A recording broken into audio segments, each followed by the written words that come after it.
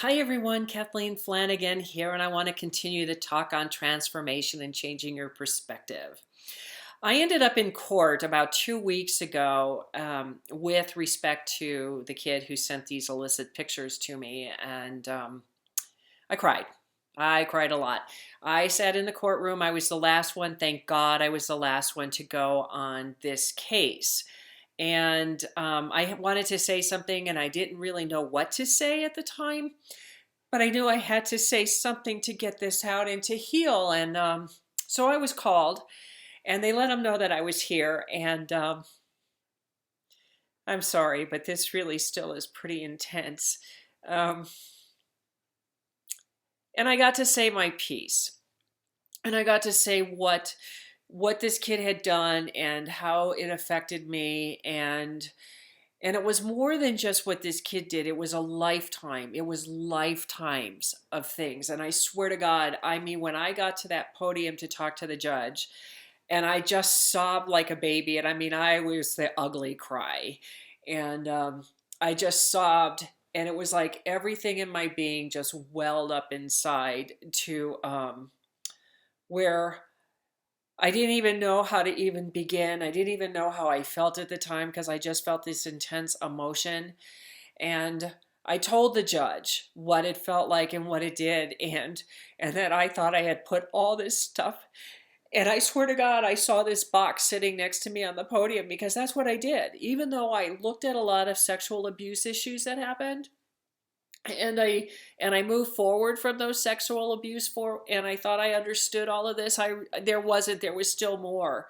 And and that's the layering of the onion. And I had to keep, and I talked about what this had done and how I had lived my life. And the judge said things have changed since my day, that women are no longer treated like they're the ones that cause a rape or an attack or anything else like that, and that a lot of people are coming up now talking about it, and they're finally putting an end to these men thinking that they can treat women like we're second-class citizens and we're nothing more than a life support for their penis.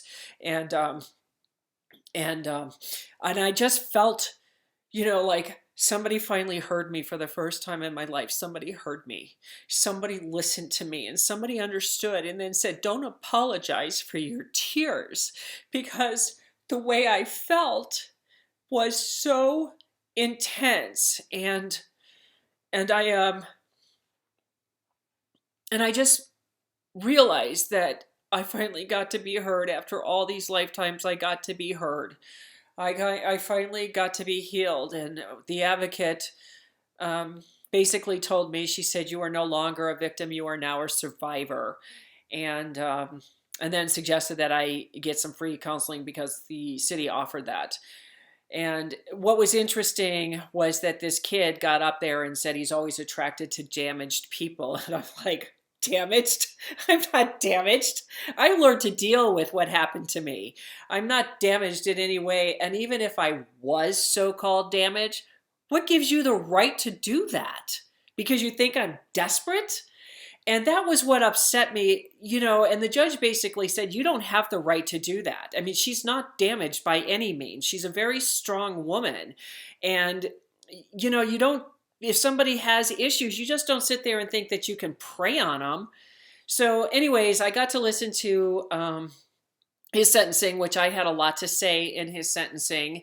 And I hope that he learns something from this. And I still got a letter saying that, I can stay up on him, which I will. But anyways, it was a very intense moment.